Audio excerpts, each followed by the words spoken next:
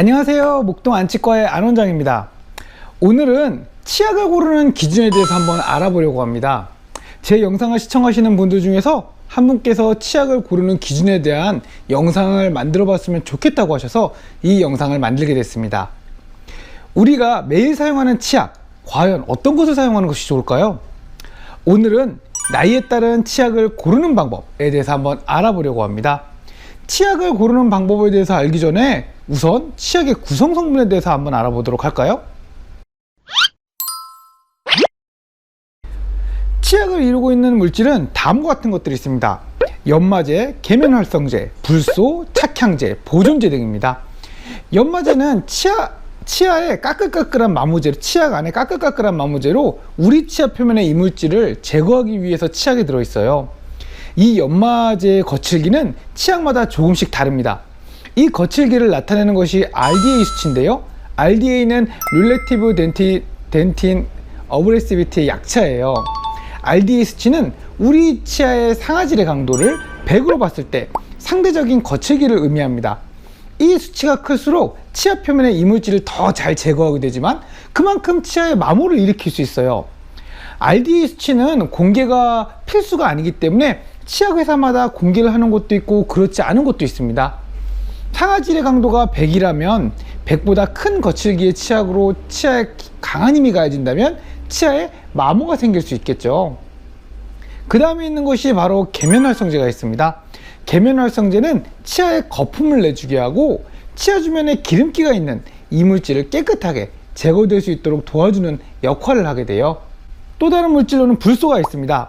불소는 치아 표면의 구조와 결합해서 쉽게 충치가 생기지 않게 하는 기능을 합니다. 착향제는 우리가 칫솔질을 할 때 구강 내에 향이 나도록 합니다. 주로 치약의 선호도는 이 착향제에 영향을 받는 경우가 많아요. 자, 마지막으로 보존제는 치약이 상하는 것을 방지하는 역할을 합니다. 치약 안에는 이런 물질들이 들어있어서 우리 치아 표면을 깨끗하게 유지하는 데 도움을 주게 됩니다. 자, 그럼 올바른 치약을 사용하기 위해서는 어떻게 해야 할까요? 치약을 고르는 방법에 대해서 한번 알아보도록 할게요. 우선 어린이의 경우에는 어린이 치약을 사용해야 합니다. 어린이 치약은 다른 치약보다 향이 약하면서 아이들이 좋아하는 맛이 나게 만들어져 있어요.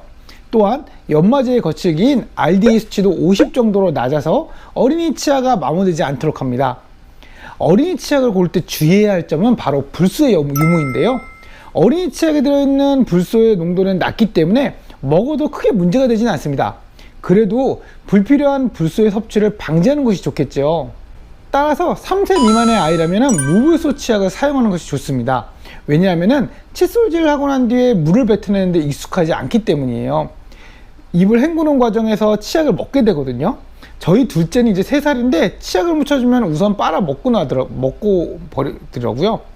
따라서 구강을 세정하고 난 뒤에 잘 뱉어내기 힘들다면 불소가 없는 치약을 사용하는 것이 좋습니다. 치약을 뱉어낼 수 있는 3세에서 6세 정도의 아이라면 불소가 있는 치약을 사용해도 됩니다. 하지만 그 양을 적게 해서 사용하는 것이 좋아요. 치약 안에 들어있는 불소의 양을 줄이는 것은 간단합니다. 치약을 적은 양만 짜면 되거든요.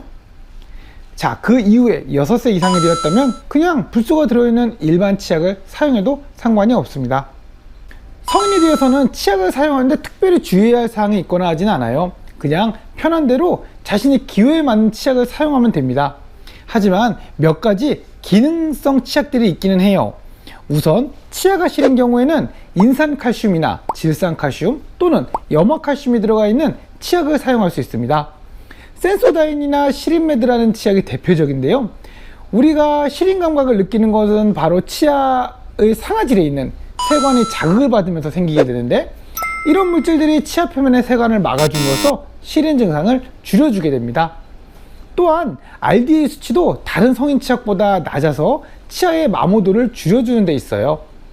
이런 물질 때문에 시린 증상을 줄여주는 치약은 사용할 때 주의해야 하는 사항이 있는데 하루에 2번 아침과 저녁 이렇게 사용해 주시는 것이 좋습니다.